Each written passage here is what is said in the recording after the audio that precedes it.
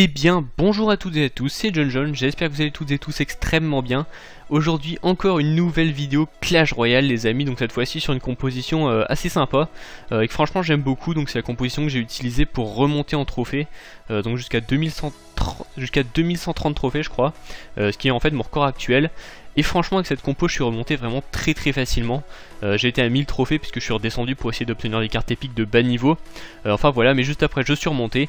J'ai essayé plusieurs decks et franchement celui-là c'était vraiment le plus efficace, puisque je suis quand même monté jusqu'en arène 7 avec, sachant que mes troupes ne sont pas beaucoup up, donc je pense sincèrement qu'avec ce deck c'est possible d'aller jusqu'en Ligue Légende. D'ailleurs je crois que j'avais piqué ce deck à un joueur qui est passé dans la TV Royale en arène 8, donc franchement ça vous prouve vraiment l'efficacité de ce deck.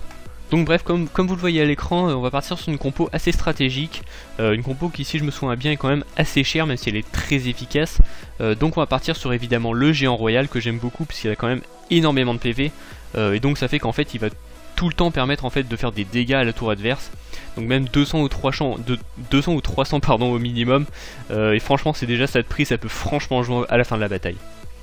Donc on va accompagner ce géant de la Valkyrie et du sorcier, qui sont des troupes qui vont en fait viser à protéger le géant royal, et aussi évidemment à attaquer la tour ennemie. Donc par exemple si l'ennemi vous lance des barbares, le sorcier et la Valkyrie vont s'en charger normalement assez rapidement, et si par exemple jamais il vous lance une horde de gargouilles, normalement avec le sorcier c'est du one shot, hein, il va détruire la horde vraiment très facilement. Donc voilà, ça c'est les troupes qui vont en fait servir à protéger le géant, puis ensuite à attaquer la tour, et donc avec un peu de chance réussir pourquoi pas un 3 étoiles, que je fais vraiment très souvent avec cette compo. Donc on va accompagner tout ça en fait de la tour à bombe, parce qu'il faut aussi pouvoir se protéger quand l'ennemi va attaquer évidemment.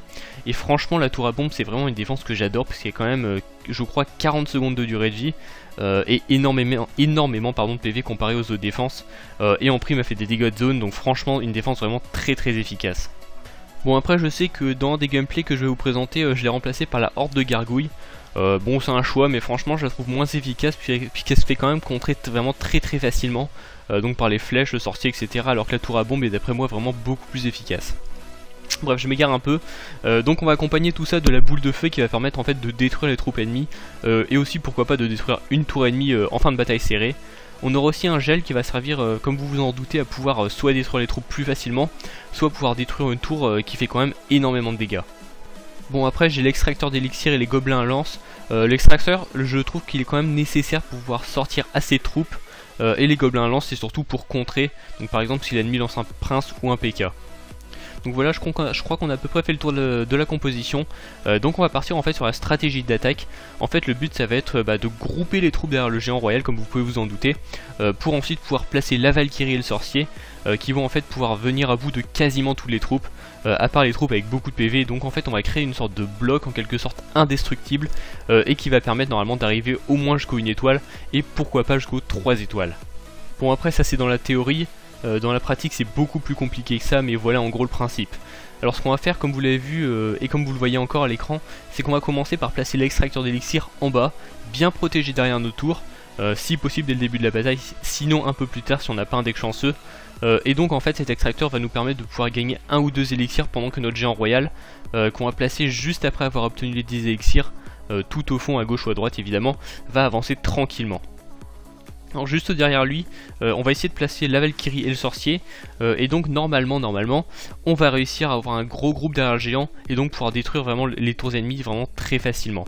Après le mieux c'est aussi de pouvoir placer les troupes pendant l'overtime, puisque l'élixir augmente 2 fois plus vite, et donc normalement on va pouvoir placer 2 fois plus de troupes. Je sais que ça m'est déjà arrivé plusieurs fois de réussir à avoir 2 sorciers ou 2 Valkyries derrière le sorcier, et là c'est franchement le must, puisque l'ennemi va pouvoir, va ne rien pouvoir faire justement. On va en fait avoir un énorme groupe derrière le géant, et qui sera en fait vraiment extrêmement puissant, et donc en théorie l'ennemi ne pourra rien faire. Donc voilà, après évidemment, il faut pas vous dire que vous allez gagner 100% de vos combats, c'est totalement impossible évidemment, et donc vous allez avoir un certain nombre de défaites qui seront en fait obligatoires, même si le but final c'est évidemment de monter le plus haut possible en trophée. Donc voilà, ça c'était vraiment mon topo, et maintenant on va passer à l'analyse d'un gameplay, et après je vous laisserai je pense le reste de la vidéo en musique, pour que vous puissiez analyser par vous-même le dernier gameplay, ce qui est vraiment selon moi en fait la meilleure façon d'apprendre, après évidemment le fait de tester le deck vous-même. Bon voilà, après ça c'est vraiment mon point de vue. Si jamais vous n'êtes pas d'accord, évidemment n'hésitez pas à me le dire en commentaire, j'y répondrai évidemment avec plaisir. N'hésitez pas à exposer votre point de vue et j'essaierai pourquoi pas de changer mes méthodes pendant les vidéos, justement pour pouvoir vous plaire un maximum.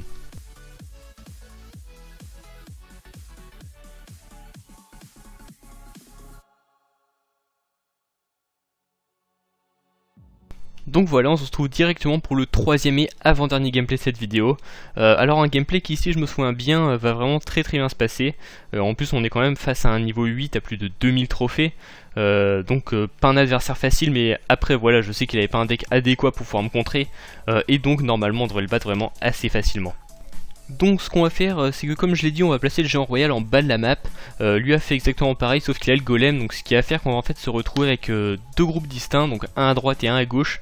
Et donc en fait chacun va évidemment essayer de contrer l'autre, ce qui va pas aboutir à grand chose au final. Et donc comme vous le voyez, on va se retrouver avec 800 PV d'enlevé sur les deux tours, donc une égalité. Donc puisque je savais qu'il avait le golem, je me suis dit en fait mais pourquoi pas tenter de faire un bloc à gauche pendant que lui en fait un à droite, sachant que si je me souviens bien le géant royal est un peu plus rapide que le golem, donc logiquement on devrait gagner, sachant que le géant royal attaque aussi à distance. Donc après évidemment faut aussi prendre des risques pendant les batailles, sinon vous allez les perdre vraiment, vous allez perdre vraiment 70% de vos batailles logiquement. Donc bref, je m'égare un peu. Donc ce qu'on a fait, c'est que comme je l'ai dit, on a placé l'extracteur pour essayer de gagner un peu plus d'élixir. Et là j'ai vraiment pris un risque puisque je savais qu'il avait des troupes vraiment faibles puisqu'il avait le golem, ce qui est logique pour les decks golem. En fait généralement on met des troupes assez faibles derrière. Et donc ce que j'ai fait, c'est que j'ai placé le géant juste devant sa tour, le sorcier juste derrière. Et donc comme vous voyez, ça s'est vraiment très bien passé. Lui il peut rien faire avec son golem puisqu'il a plus d'élixir. Il tente avec le sorcier en bas, et nous en haut, ça se passe vraiment très bien. Comme vous pouvez vous en douter, ça va se terminer vraiment très facilement sur un 3 étoiles. Donc voilà, ce que j'ai fait, c'est que j'ai relancé le golem, et évidemment il est obligé en fait de faire des dégâts. Donc voilà, ça s'est vraiment très bien passé, et c'est un 3 étoiles qui est fait. Donc voilà, moi je vous laisse le dernier gameplay en musique et on se retrouve à la fin de la vidéo, donc n'hésitez pas à l'analyser vraiment très fortement.